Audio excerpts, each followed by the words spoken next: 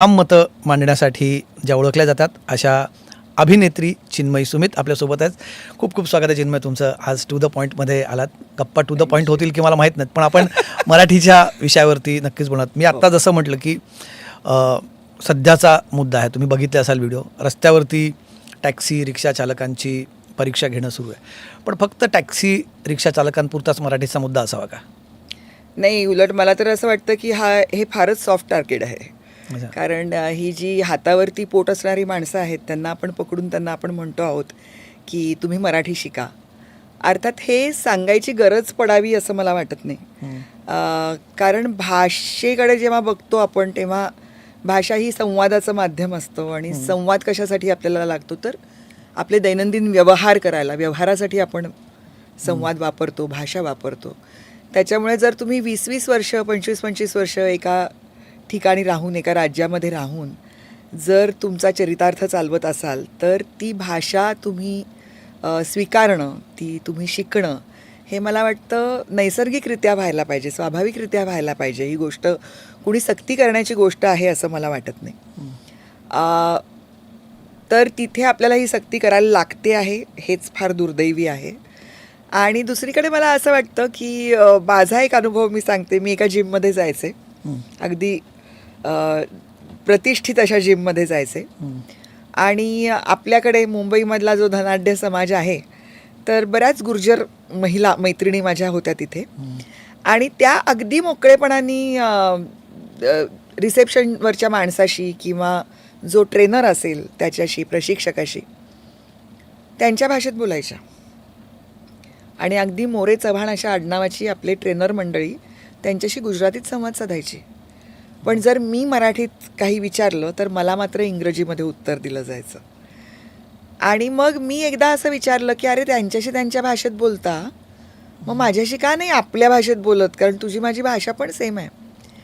तर त्यांना असं इन्स्ट्रक्ट केलं गेलं होतं रिसेप्शनवरून. अच्छा, मराठी बोलायची नाही, मराठी बोलू नये असं इन्स्ट्रक्ट केलं? हो हो, कारण मराठी ही डाऊन मार्केट भाषा आहे. म्हणजे जर असा जरी नियम असता की इंग्रजीशिवाय तुम्ही दुसऱ्या कुठल्या भाषेत बोलू नका, जो खरं महाराष्ट्रामध्ये काय भारतातच तो कुठे लागू व्हावा अशी माझी इच्छा नाही आहे, होऊ नये.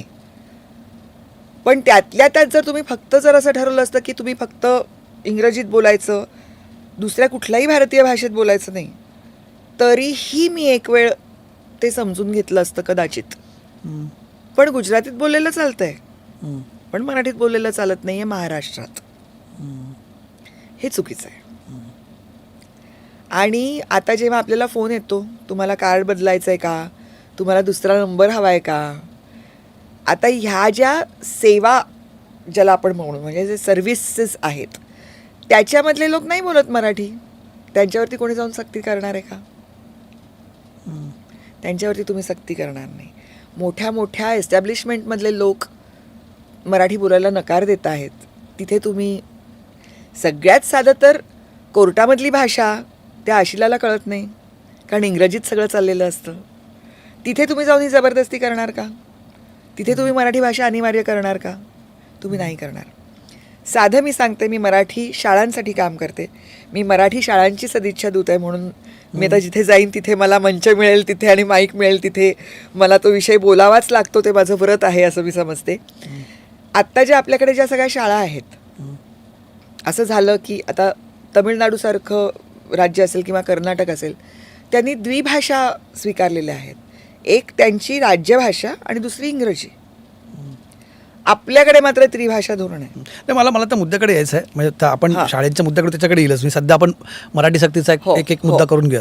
तुम्ही आत्ता जे बोललात ना मगाशी, की तुम्ही जे उदाहरण दिलं तुमच्याबाबत घडलेलं जिममध्ये, तुम्ही म्हणतात की एक वेळ इंग्रजी बोलायला सांगितलं तर माझी अडचण नसते तिथे, पण मग इतर राज्यातली भाषा काय होतं ना, जेव्हा हा मुद्दा तुम्ही काढता किंवा तुम्ही आता ज्याचा त्रिभाषेचा उल्लेख केला, असं नेहमी म्हटलं जातं विशेष करून सरकारकडनं जेव्हा ही भूमिका मांडताना, की परकीय भाषा चालते इंग्रजीसारखी.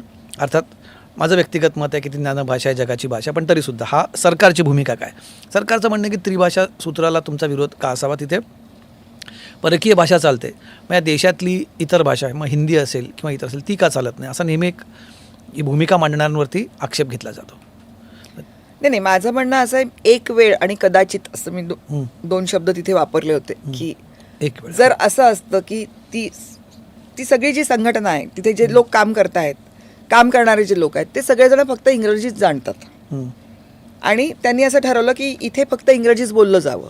असं त्यांनी जर ठरवलं असतं, तुम्हाला एक भारतीय भाषा चालते पण दुसरी चालत नाहीये आणि त्यात ती राज्यभाषा तुम्हाला चालत नाहीये, हम्म. हे फार खेदजनक आहे. राईट. ही उद्विग्न करणारी गोष्ट आहे.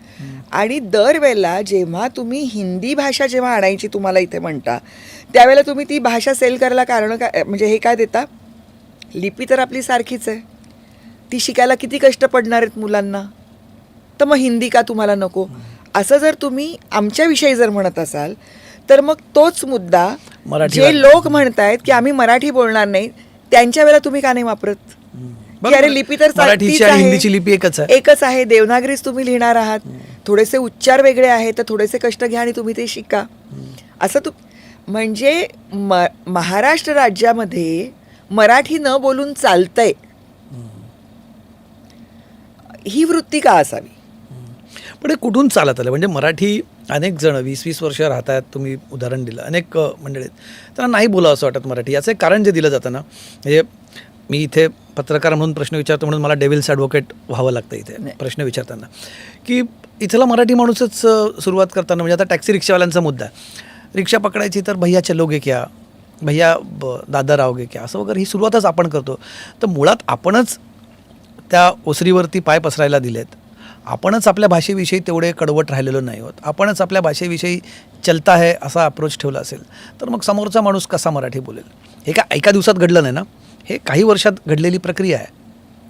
तेच, त्याच्यामुळेच मला असं वाटतं की तो संयम माझ्याकडे आहे, की इतक्या वर्षात ही घडलेली घटना आहे त्याच्यामुळे ती एका रात्रीत बदलणार नाही, पण वेळोवेळी मुदती देऊन आणि त्याच्यासाठीची परत आपल्याकडे ती पण सगळी इतका भोंगळपणा आहे हा सगळ्या व्यवस्थेतला, की आपण म्हणतो की हे आम्ही अनिवार्य करणार आहोत, हे तुम्हाला करावं लागेल, पण त्याच्यासाठी आपण कुठलेच टप्पे ठरवलेले नाही आहेत, ते कशा पद्धतीने आपण करणार आहोत त्याच्याबद्दलची कुठलीही क्लॅरिटी, सुस्पष्टता कुणालाही नाही आहे.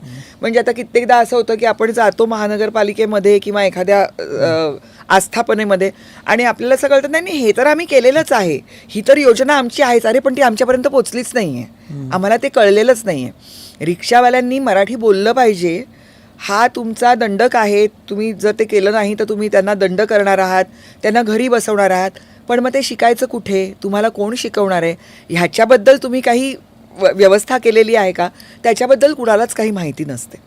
त्याच्यामुळे मला असं वाटतं की याला थोडासा वेळ लागेल, पण आता आपण हे करावं असं मला वाटतं. पण सक्ती करून असं एक त्याला असं पिनल प्रोव्हिजन करून, दंडात्मक कारवाई करून तुम्हाला वाटतं मराठी शिकतील?